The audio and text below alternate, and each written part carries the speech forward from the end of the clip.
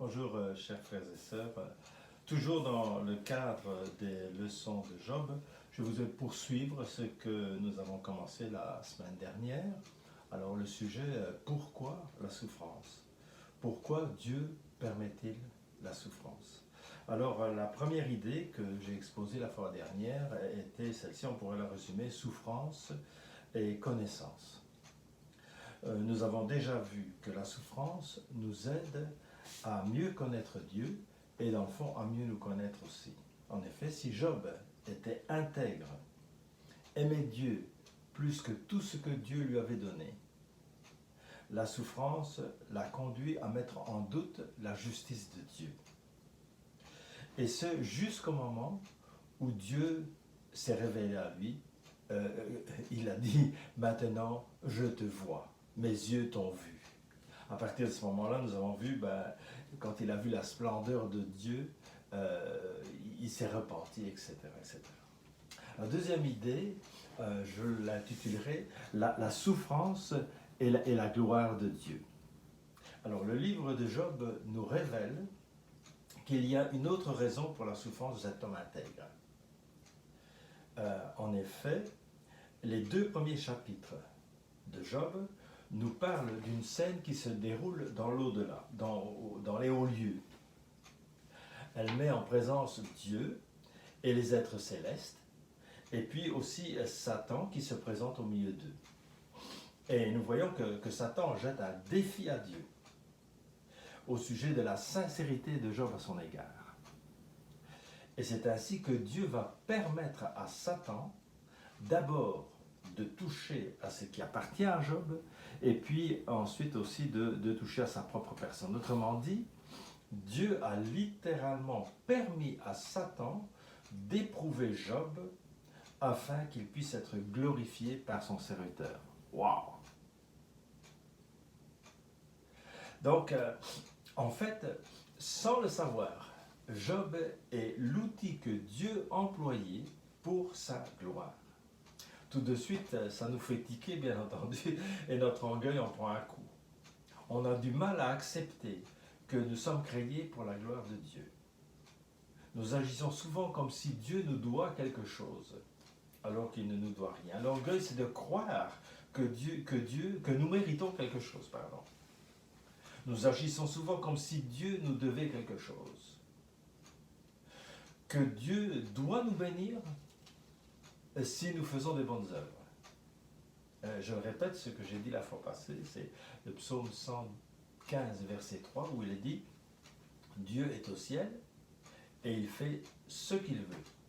Nous sommes sur la terre et nous sommes là pour servir Dieu. » Dans Ésaïe 43, verset 7, il est dit ceci « Tous ceux qu'il appelle de son nom et que j'ai créés pour ma gloire, dit Dieu, que j'ai formé et que j'ai fait. Il ne nous doit absolument rien, nous lui devons tout. » Il y a d'autres récits dans le Nouveau Testament qui vont dans le même sens. Je pense d'abord à l'aveugle qui est né aveugle dans Jean chapitre 9. La question des disciples auprès de Jésus, c'est celle-ci.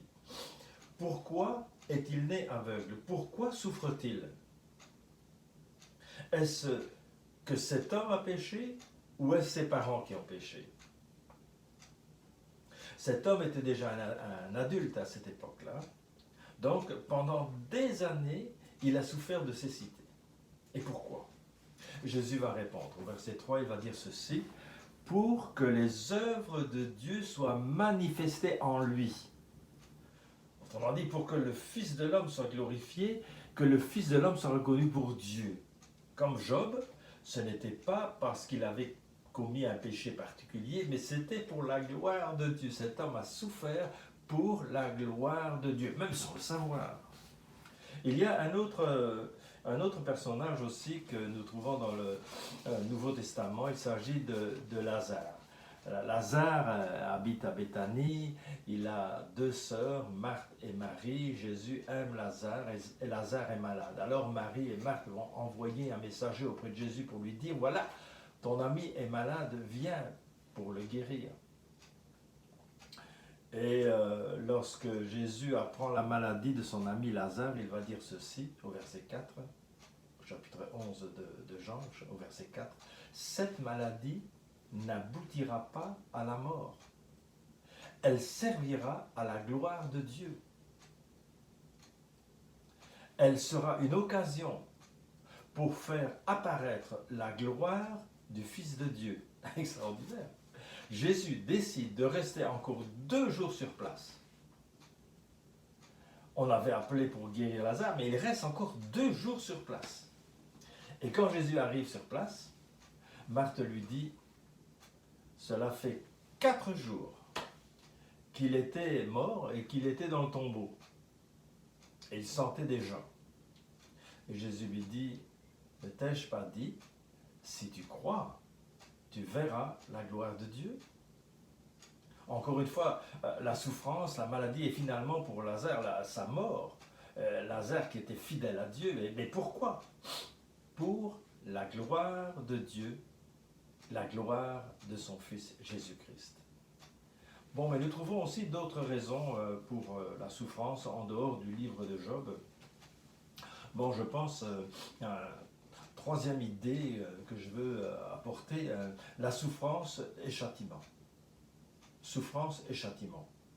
Quand je dis châtiment, je ne pense pas punition, mais je pense plutôt à éducation, à protection, à prévention, et non pas à punition.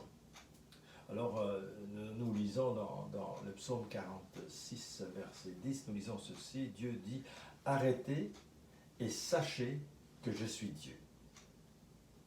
Les versets qui précèdent ce texte nous montrent que Dieu s'occupe des affaires des hommes. Dieu est là, il s'occupe des affaires des hommes. Et il dit, « Arrêtez et sachez que je suis Dieu ».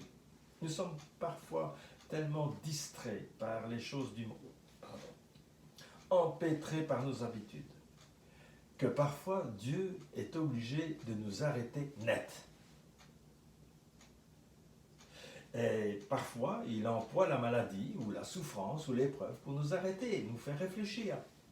Dans 1 Corinthiens, au chapitre 11, verset 30, il s'agit de tout ce texte sur la Sainte Seine, il est dit ceci, je prends le verset 30, il dit « C'est pourquoi il y a parmi vous beaucoup d'infirmes et de malades, et qu'un grand nombre sont morts. Il le fait parfois par la maladie, il nous arrête parfois par la maladie. Prendre la Sainte Seine indignement, c'est de ça qu'il s'agit ici. La prendre par habitude sans discerner le corps de Christ, sans discerner que nous sommes saints, que nous sommes unis en Christ. Bon, nous avons la connaissance de ce fait, de cette théorie, mais ce n'est pas suffisant. Dieu veut que nous la vivions, l'unité en Christ. Et parfois on prend la Seine sans vraiment se rendre compte que nous prenons la Seine d'une manière indigne parce que nous ne pratiquons pas cette idée de être un en Christ. Dans ce temps-là, la maladie est pour le croyant un jugement. Comment je peux dire ça? Juste 2 versets après, le texte nous dit, mais quand le Seigneur nous juge, nous sommes châtiés par le Seigneur, afin que nous ne soyons pas condamnés avec le monde. Donc, ce châtiment est donc une prévention ou une protection, un enseignement, une éducation et non pas une punition. Dieu nous châtie parce qu'il nous aime. C'est ce que l'auteur aux Hébreux nous dit au chapitre 12. Le Seigneur châtie celui qu'il aime. Il frappe de la verge tous ceux qu'il reconnaît pour ses fils. Donc si vous n'avez jamais été frappé de la verge par Dieu, c'est un problème. Il est vrai que tout châtiment semble d'abord être un sujet de tristesse et non de joie. Et il produit plus tard, pour ceux qui y sont ainsi exercés, un fruit paisible de justice. L'apôtre Jacques nous parle aussi de maladies, de souffrances dans le chapitre 5. Je lis par exemple au verset 14, « Quelqu'un parmi vous est-il malade? Qu'il appelle les anciens de l'Église et que les anciens prient pour lui en loignant d'huile au nom du Seigneur. Et puis il est dit au verset 15, la prière de la foi sauvera le malade, et s'il a commis des péchés, ils lui seront pardonnés. Donc toute maladie n'est pas causée par le péché, mais il arrive que certains sont touchés par la maladie, la souffrance, à cause d'un péché. C'est une manière de Dieu de nous arrêter, de nous faire réfléchir, de nous prévenir de changer d'attitude, de changer de voie, de nous repentir. L'apôtre Paul, lui, a été touché par la souffrance. Nous trouvons ça dans le chapitre 12 de 2 Corinthiens. Il a été touché par la souffrance pour le protéger de l'orgueil. Ceux qui veulent approfondir la question, lisez le chapitre 12 de 2 Corinthiens vous-même. Dans le même ordre d'idée, il y a aussi la tristesse selon Dieu. La tristesse, et Dieu nous arrête pour réfléchir à la repentance. Et même les croyants ont toujours besoin de la repentance. Je lis par exemple dans 2 Corinthiens chapitre 7 verset 10, la tristesse selon Dieu produit la repentance à salut dont on ne se repent jamais, tandis que la tristesse du monde produit la mort. Dans Luc chapitre 13, nous avons là un récit étonnant de la part de Jésus. Jésus qui nous relate de deux catastrophes de son époque. Alors, ces deux catastrophes sont bien clairement indiquées. La première, c'est Pilate qui a tué des Galiléens qui étaient certainement innocents et a mêlé leur sang avec leur sacrifice. Et de plus, à la même époque, la tour de Siloé s'est écroulée et a écrasé 18 personnes, probablement 18 personnes qui sont innocentes. Voilà les deux catastrophes. La question que les gens ont posée à Jésus, ou la question de Jésus aux gens plutôt, c'était celle-ci. Croyez-vous que ces gens-là ont été sacrifiés ou sont morts à cause de la tour? Est-ce que vous croyez que ces gens-là aient été coupables plus que le reste des hommes? Au verset 5, Jésus va répondre lui-même, il a dit non, je vous le dis, mais si vous ne vous repentez pas, vous périrez tous également, c'est-à-dire sans Dieu. Donc les catastrophes qui arrivent fortuitement, c'est parfois l'occasion pour instruire les hommes, pour qu'ils puissent retirer un enseignement pratique pour eux-mêmes, afin de se préparer à la repentance, afin de pouvoir accéder finalement à la vie. Alors, il y a une autre idée que je voudrais vous partager au sujet de la souffrance, et je l'ai intitulée ceci, il n'y a pas de véritable amour sans souffrance. Alors, je vous étonne peut-être, ou je vous choque peut-être en disant cela. Pourtant, Jésus a dit ceci, je prends un verset dans Jean chapitre 15, verset 13, il dit ceci, « Il n'y a pas de plus grand amour que de donner sa vie pour ses amis. Il n'y a pas de plus grand amour que de donner sa vie pour ses amis. » Donc c'est l'amour arrivé au sommet, c'est l'amour qui est arrivé à maturité, donner sa vie pour l'autre. Nous rencontrons parfois deux jeunes qui se regardent avec des yeux étoilés et on se dit « Waouh, ces deux jeunes-là s'aiment, c'est le grand amour. » La jeune fille a vu chez ce garçon un jeune homme qui est poli, qui est prévenant, et elle s'est dit, c'est ça que je voudrais, avoir un mari pareil. Et le garçon, lui, de son côté, il a vu une jeune fille qui était très très belle, et il a toujours rêvé à une jolie femme, donc voilà, il pense que c'est elle qui doit être sa femme. En réalité, j'appellerais ça plutôt un amour immature, ou je pourrais dire, à la limite, un amour égoïste. Celui qui aime vraiment ne cherche pas son bénéfice dans l'autre personne, mais il est prêt à se donner pour l'autre personne. Se donner comporte toujours une certaine souffrance, tant morale que psychique que physique. Non seulement. Bon, Jésus est vraiment un modèle pour nous en ce sens-là. Non seulement son amour l'a porté à se donner physiquement pour nous, mais il a été aussi prêt à être séparé de son Père pour un temps. Dans Jean chapitre 10, au verset 17 et 18, nous lisons ceci, Jésus dit « Le Père m'aime parce que je donne ma vie, afin de la reprendre. » Alors écoutez bien ce que Jésus dit, « Personne ne me l'ôte, mais je la donne de moi-même.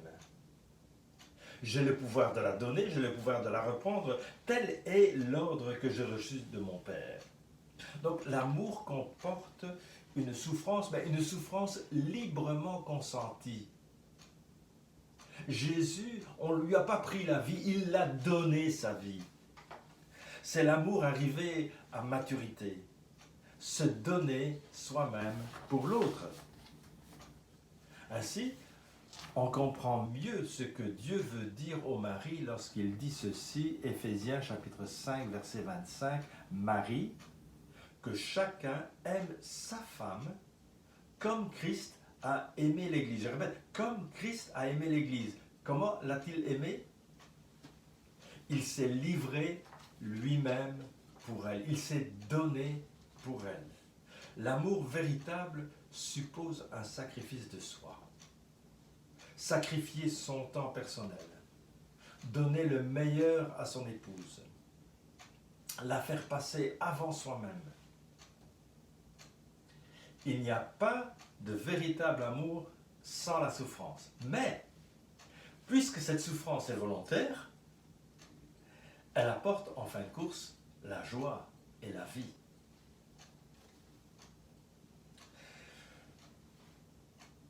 Pour nous, la souffrance n'est pas quelque chose de négatif.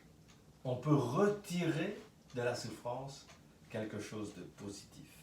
Ayant donc les yeux fixés sur Jésus qui est notre modèle, sur le jour de son retour, acceptons ce que Dieu nous donne. Prions. Seigneur, nous sommes persuadés que tu es en contrôle de cet univers. C'est toi qui envoie la souffrance, parfois. Et nous voulons, Seigneur, te dire que nous acceptons ce que tu nous envoies. Parce que nous savons que c'est toujours le meilleur pour nous. Et puis, merci pour cette promesse que tu nous as faite. Aucune épreuve ne nous est survenue qui n'ait été humaine. Et Dieu, qui est fidèle, ne permettra pas que nous soyons tentés au-delà de nos forces. Mais avec l'épreuve, il préparera aussi le moyen d'en sortir. Merci Seigneur.